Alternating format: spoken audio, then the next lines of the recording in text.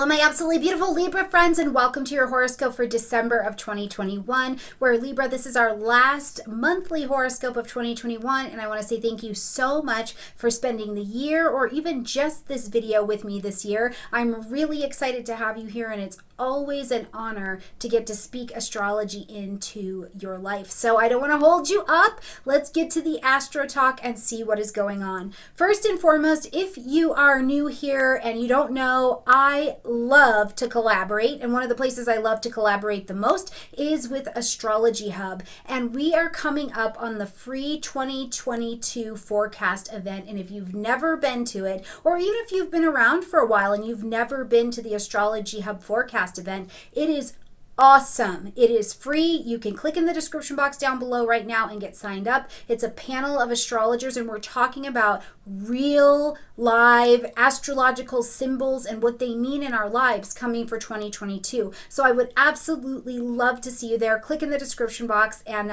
check it out, okay? All right, Libra, what's going on in the sky? Now, it is a busy month energetically. First of all, your ruling planet, Venus, is going to go retrograde this month. As well, we see some other signatures that may pique your attention, including Mercury getting ready to go retrograde as we move towards 2022. We'll have Jupiter move into Pisces. We start out the month moving in with a solar eclipse, the last one of the year, and in the energy of Sagittarius. As well, we are welcoming in a season change, okay? So it's a busy, energetic month, lots going on, lots to consider. Now, right as we're coming into the month, we see Neptune coming out of retrograde in the energy of Pisces. And we're not going to go into that in this video, but I do want you to know that we have a planet on the 1st that's in station. So it's going to be switching directions. You can find out more about it in my Neptune out of retrograde video right here. But on the 4th, we've got a solar eclipse happening in the energy of Sagittarius. This is going to be at 12 degrees. So make sure you check out 12 degrees of Sagittarius on your chart. If you don't have a chart, come get one from me. And then there's a video right here to show you how to spot that 12 degrees, just in case you don't know how, okay?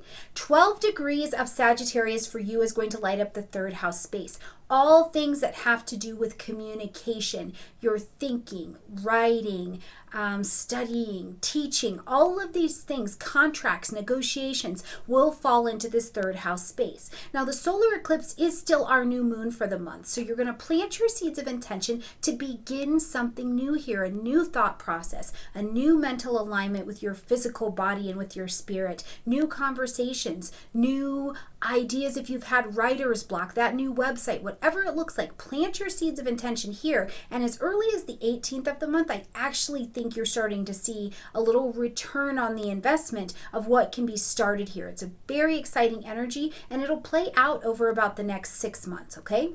When we get to the 13th, just to help you get things moving, we're going to see Mars move into the energy of Sagittarius now as well. So these ideas you had about beginning some things, now they're in motion. It's action. I'm ready to go. I'm ready to do this. And Mars in the 3rd house wants to do just that. It wants to move. It wants to expand your conversation. It wants to expand your network of people that you connect with. It wants to get new philosophies or ideas and bring them into your life or share them. So whatever you've asked to begin at this solar eclipse, Mars is ready, engaging, and ready to move in that fire energy of Sagittarius.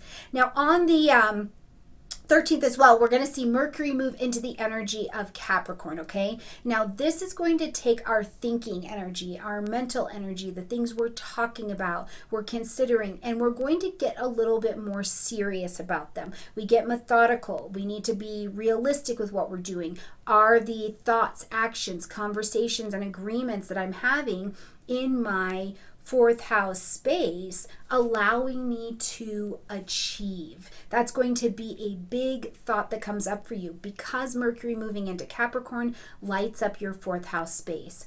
Home, family, real estate.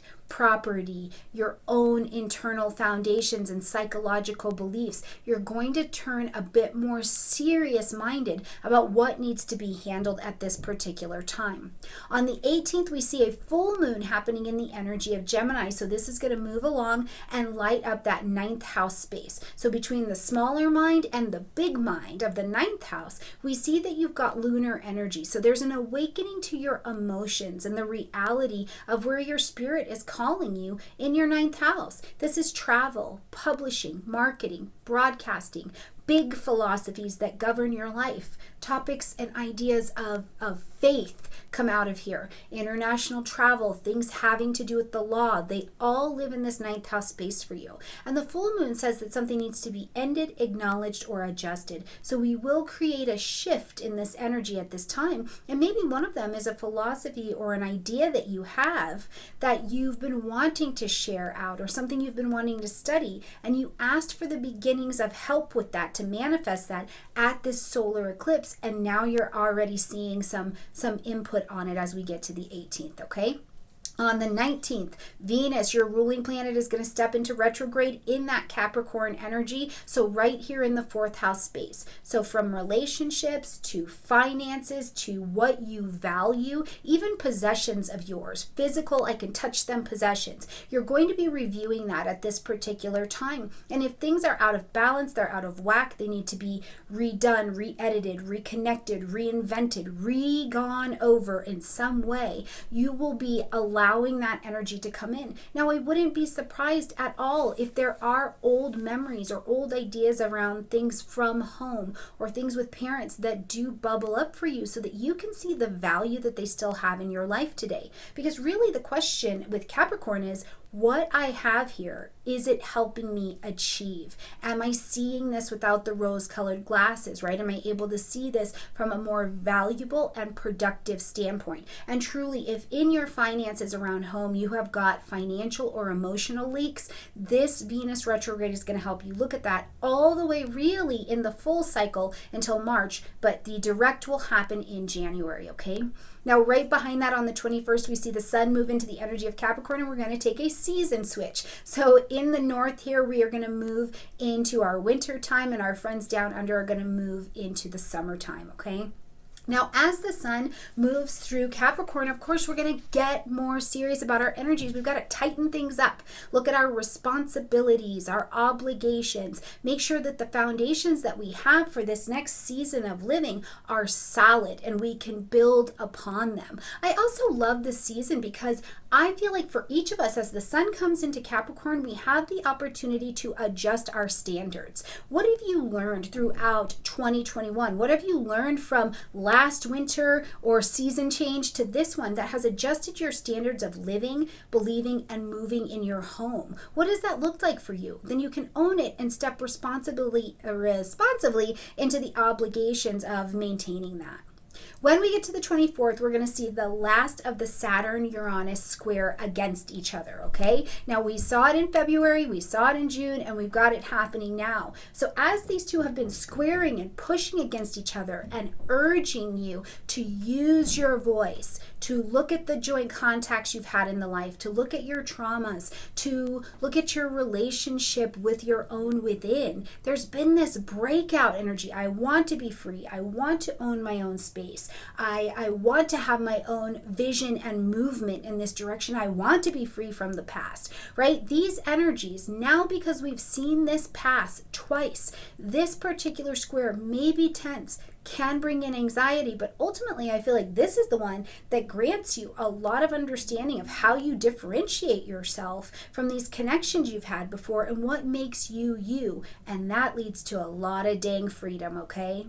As we get to the 28th, Jupiter is going to move into the energy of Pisces, now lighting up that 6th house space. Both Jupiter and Neptune, ruling energies of Pisces, are now direct. So the 6th house is moving forward fully. Now you will get to have a sense of what is happening in the expansion of your daily routines, your health, your wellness, your connections with teaching about health and wellness by looking back to May of 2021. Between May and July, What was coming into your life that was starting to take on an expansion or starting to be a place where you felt like you needed more wisdom or experience at your table? You'll continue those lessons now as Jupiter expands in this area, which for some people can be clients. If you're a freelance person, for some people, if your eating has been out of whack, Jupiter can really expand this area. But if these are other things, Jupiter also acts as a guardian angel to help you do the work that needs to be done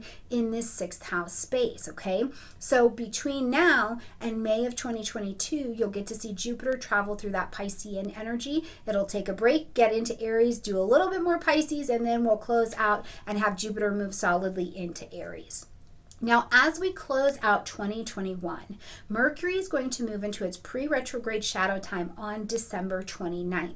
Now, the pre-retrograde shadow time is when Mercury starts to slow down and prepare for the retrograde. So at 24 degrees of Capricorn is where I want you to start paying attention. What's happening? What's coming to your realization or just flat out to your table? It is Capricorn energy, so something very physical could present itself at this time, because between 10 degrees of Aquarius, which is where the retrograde will begin, and 24 degrees of Capricorn, which is where the retrograde will end, this is where the work will be done. So you can look at this area of your chart and see what is the highlight there. And this will tell you the lessons that you can just focus in on at that particular time. Now, the full Mercury retrograde cycle this time is going to go from December 29th all the way until February 24th, where Mercury also leaves its post-retrograde shadow time as well, okay?